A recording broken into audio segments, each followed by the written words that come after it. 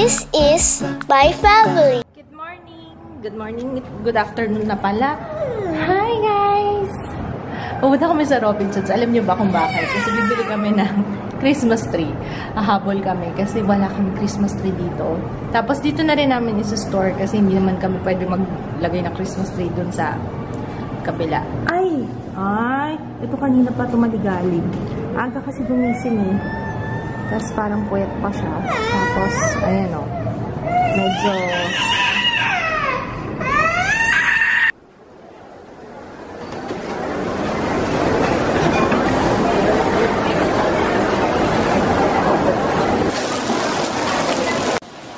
Ano yung love? Beef and salmon. Beef and salmon? Tapos ano yung sauce? Lalagay dito? Lalo? Tikpan mo muna ako. Dalawa kasi yan.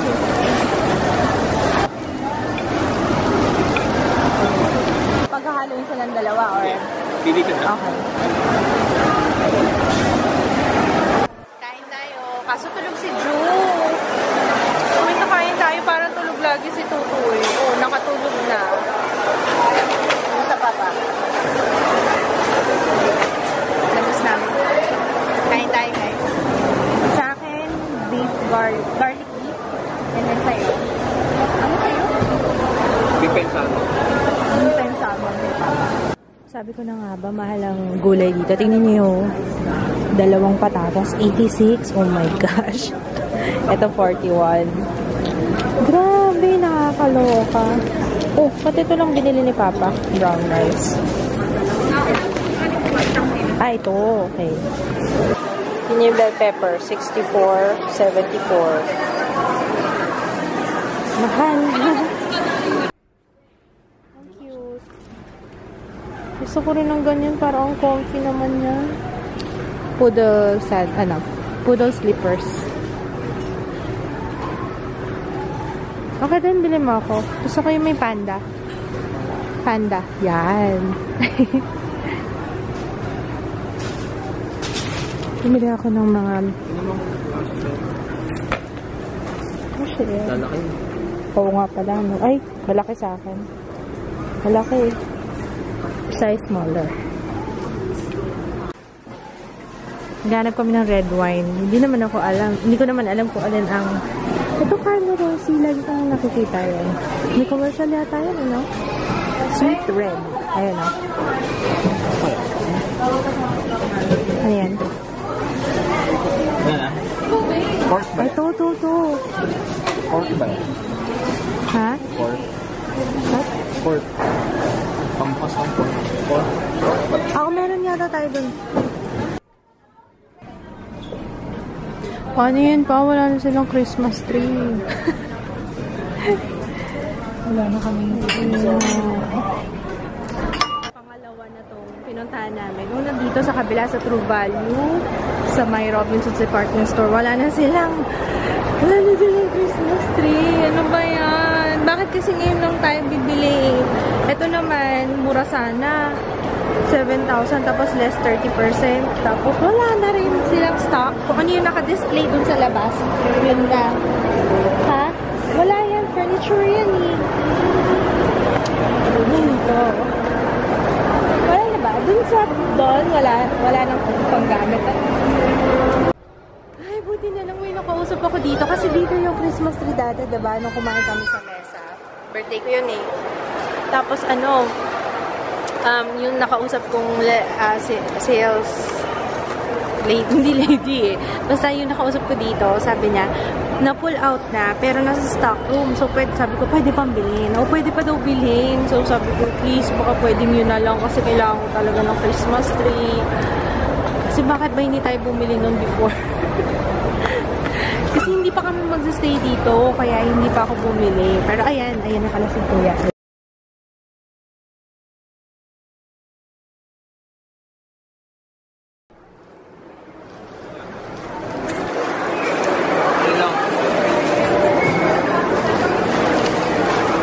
Binili ko to para sa hintuan. Dito, sa face mo. Tapos bumili rin ako ng mga, ay, setup na natin to guys. Let's see. Open na natin tong Christmas tree. Christmas tree. Maro, can I borrow that? Tutoy, wait lang. Maro lang. Mahal naman, 299 isa. May isip na kasi. Gano'n mo yan? Mga... Ano? Ano to, slim? Ayun ang maganda dito sa Christmas tree. Slim. Meaning, payat siya, pang kondo. Mataas siya pero payat. Siya yung malapad na Christmas tree. Fake lang. Maganda siya.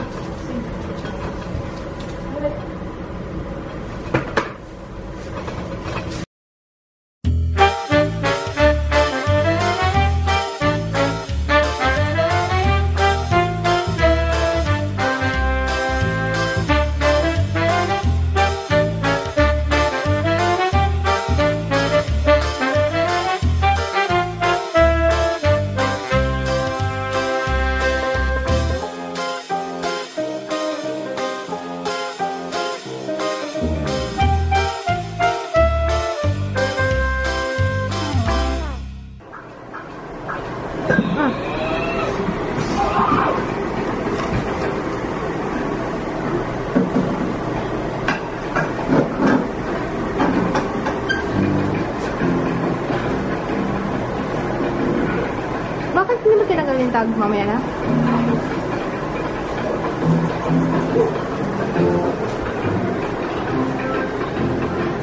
Yay! Congratulations! Yay! Nairaos din ang Christmas tree. Okay na yan? Alam nyo, grabe talaga effort ko para dito sa Christmas tree na to. Alam nyo yung feeling na, maiyak-iyak na ako kanina kasi, ibuo yung loob ko talaga na sabi ko, bibili ako ng Christmas tree. Buti na lang, yung last na pinuntahan namin dun sa Dimension, meron sila.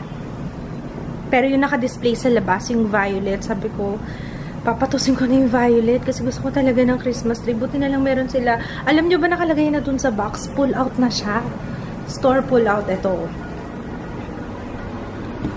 Tingnan nyo nakalagay. Store pull out na siya. Kaya buti na lang talaga. Sabi ko nga kanina, hindi yata meant to be. Huwag na lang kaya. Tapos binabalak pa namin na pumunta pa ng SM Santa Mesa para lang bumili ng Christmas tree. Ay, thank God. Buti na lang. Ayun, tapos, basta nakakapagod. Pagod ako kanina kasi, naghanap talaga kami, pati dun sa may True Home, True Value, yun yata yung name ng store. Meron sila, kaso parang walang balak. Meron sila, yung naka-display. Kukunin ko na sana yun, kaso ang taas yung 8 feet yata yung Christmas tree na yun. Kaso parang wala silang balak na kunin kasi naka-display eh. Parang sabi ko, ay, never mind. O sige, wag na, thank you na lang. Pero doon ko sa kanila binili yung mga, yung decorations, yan. Doon ko sa kanila binili. My goodness. Ayun, anyway, finally, natapos na rin. Pahabol na Christmas tree talaga to, guys. Pahabol yan. Kasi dito kami magpapasko. Tsaka dito ko na rin kasi isa-store yan. Binili ko na to para dito ko na siya isa-store. Kasi wala rin gusto kong bumili ng Christmas tree. Wala naman kaming paglalagyan dun sa kabila kasi nga masikip.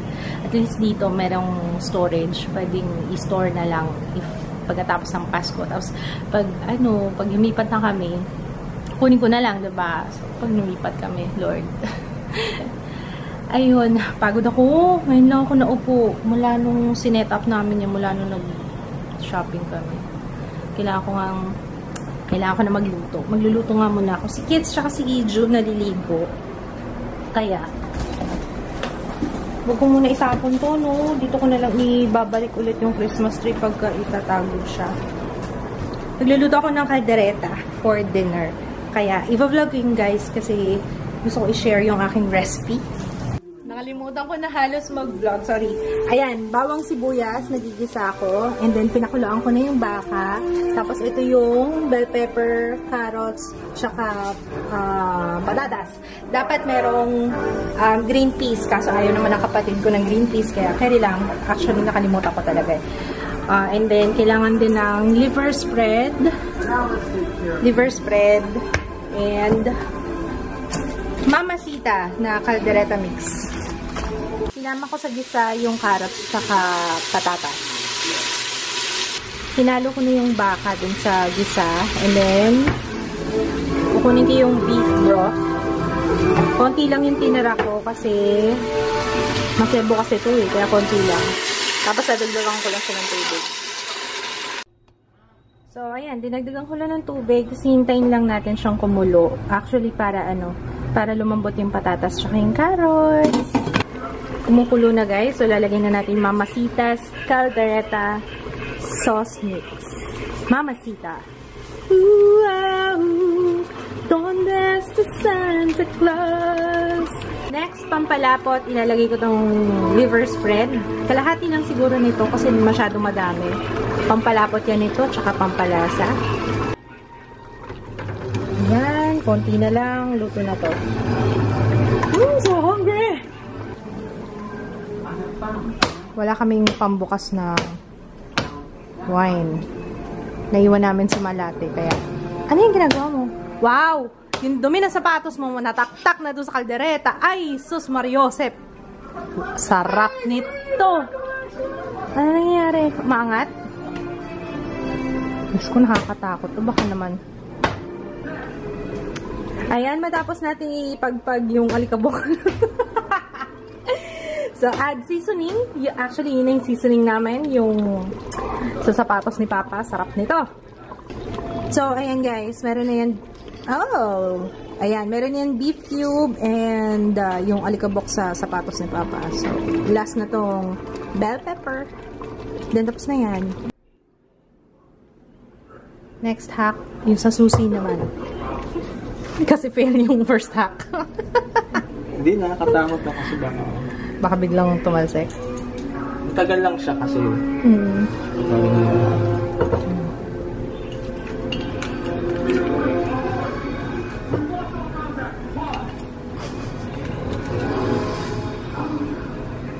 Natatakot ako. Baka mabasag.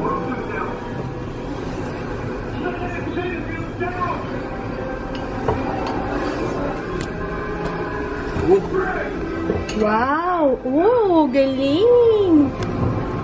Nice! Okay na yan pa. Pwede mo nang kamayin. May ganun-ganun. Wow! Yeah.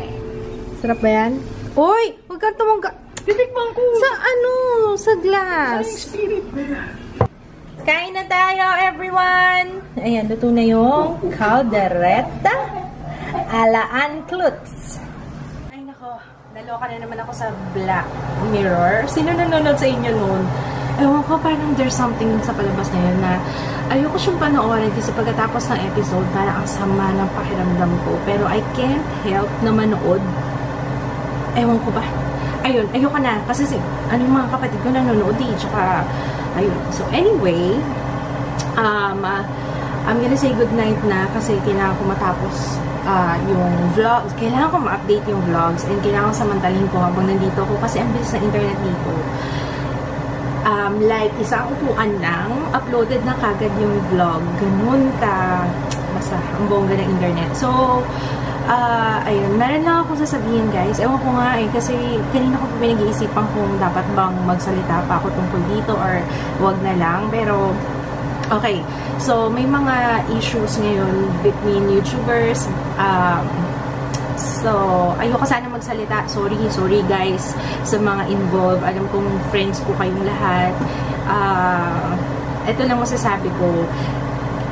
Sa mga viewers, sa inyo guys, maraming nangyayari sa likod ng camera na hindi napapakita sa vlogs. Minsan kasi nadadala na lang din ng mga sinasabi ng viewers, yung mga nagko-comment, na akala nyo ganun kalaki yung problema. Tapos, syempre, pag may nabasa kang comment na, oy, si ganito, si ganyan. Tapos, parang lumalaki yung problema. Although, talagang wala naman talagang issue. Parang medyo konting misunderstanding lang between dun sa dalawa. Pero, sa totoo lang, okay sila, wala namang problema. So, parang lumalaki lang dahil sa sausaw ng mga, ayokong tawagin sausaw, kasi pag sinabing sausaw, parang masyadong harsh. So, parang lumalaki yung issue kasi napag-uusapan sa comment section, ganyan. Although, in reality, okay naman talaga. Wala naman talagang issue. Kaya, guys, huwag kayong masyadong, friendly advice lang. Kasi yung mga involved, kilala ko naman talaga sila. Pero hindi naman talaga ganun kalala yung issue. Lumalaki lang kasi nga dahil sa comments, ganyan, akala nyo meron ng pero wala. Ayun. Sana lang wag magpa-apekto yung involved dun sa issue based dun sa comments. Kasi, alam niyo, pag minsan, kahit na maliit na problema lang, lumalaki kasi pag marami nang nagko-comments na ganito, ganyan. So, parang nagiging mas lalong lumalayo yung nung isa't isa. Na although okay naman, resolve na off-camera yung issue nila, nagkakaroon na naman ng something kasi may bago na namang mababasang comment na ganito, ganyan. Gets nyo? So, yun. Wish ko lang yung mga involved kasi na YouTube. Ayoko mag-drop ng names ha. Pero for sure, kung naman kayo, kung nanonood kayo ng mga YouTubers dito sa Pilipinas, I'm pretty sure, alam niyo na yung pinag-uusapan natin ngayon. Yun, alam kong okay yung tatlo, let's say, tatlo. Okay naman sila, walang problema guys. Huwag na lang natin anihin yung sa comments. Kasi yung comments, nang nagbabasa ko ng comments, parang medyo na-hurt, hindi medyo na-bother ako dun sa comments. Kasi parang, alam ko, ganun naman talaga. Kasi yung, let's say, fans ni ganito, tapos naaway na ng fans ni ganito. So, parang unfair on both sides. Kasi, hindi nila mapagtanggol yung, although alam kong gusto nilang ipagtanggol yung kapwa nila, kasi alam naman nilang wala talagang issue. So, yun lang guys. So, na lang tayong, yun lang wish ko ngayong Pasko. Huwag na lang tayo mag-spread ng negativity. Ayun, mag-enjoy na lang tayo sa vlogs. Okay? So, yun lang. Okay. We're gonna say good night. And tomorrow, 24 na tomorrow. Grabe nga eh. Parang shocks, 24. Usually kasi pag 24, yun, pinaplano ko na yung luto. Kasi normal naman talaga pag Christmas, ganun ang mga gawain, diba, ng nanay. So, ayun, I hope everyone is having a great Christmas Eve by the time na pinapanood niyo to. So, yun lang guys. See you tomorrow. Merry Christmas in advance. Bye!